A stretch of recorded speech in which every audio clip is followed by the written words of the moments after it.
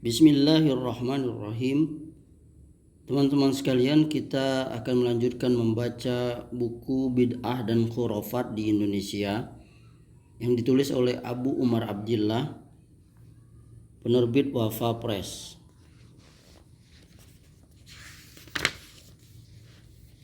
Kita akan membaca pada halaman 69 dengan subjudul Kokok Ayam di Tengah Malam, Isyarat Wanita Hamil di Luar Nikah. Perilaku hewan seringkali dijadikan sebagai objek ramalan.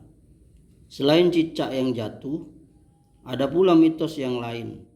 Katanya, ayam jantan yang berkokok di tengah malam adalah pertanda ada wanita hamil di luar nikah.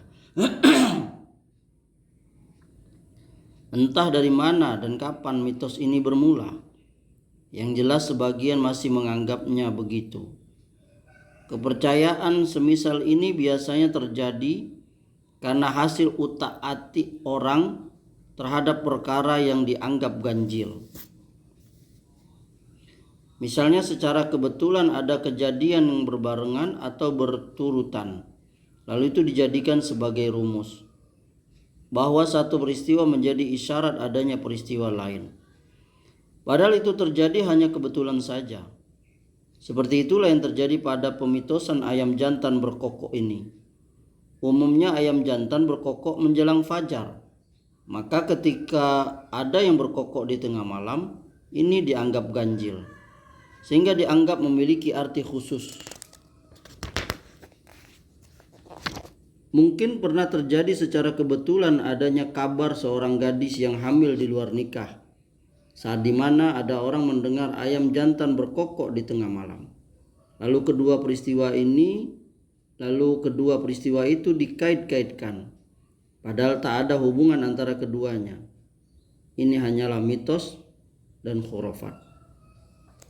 Namun bukan berarti ayam jantan berkokok itu tak memiliki makna apa-apa. Nabi Shallallahu Alaihi Wasallam bersabda yang artinya, jika kalian mendengar kokok ayam jantan, maka mohonlah kepada Allah akan karunia-Nya, karena Ia melihat malaikat. Dan jika kalian mendengar ringkikan himar, hendaknya kalian berlindung kepada Allah dari setan, karena sesungguhnya Ia melihat setan. Hadis riwayat Bukhari. Mengapa ada ayam jantan melihat malaikat dan himar melihat setan? Ini terjadi sesuai dengan kehendak Allah, sebagaimana Dia menghendaki teriakan orang yang disiksa di kubur didengar oleh para makhluk selain manusia. Lalu apa hubungannya dengan doa yang dipanjatkan?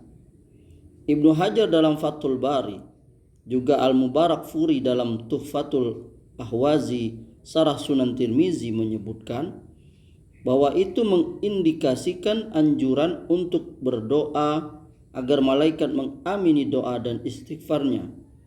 Malaikat juga menjadi saksi akan ketundukan dan ketulusannya.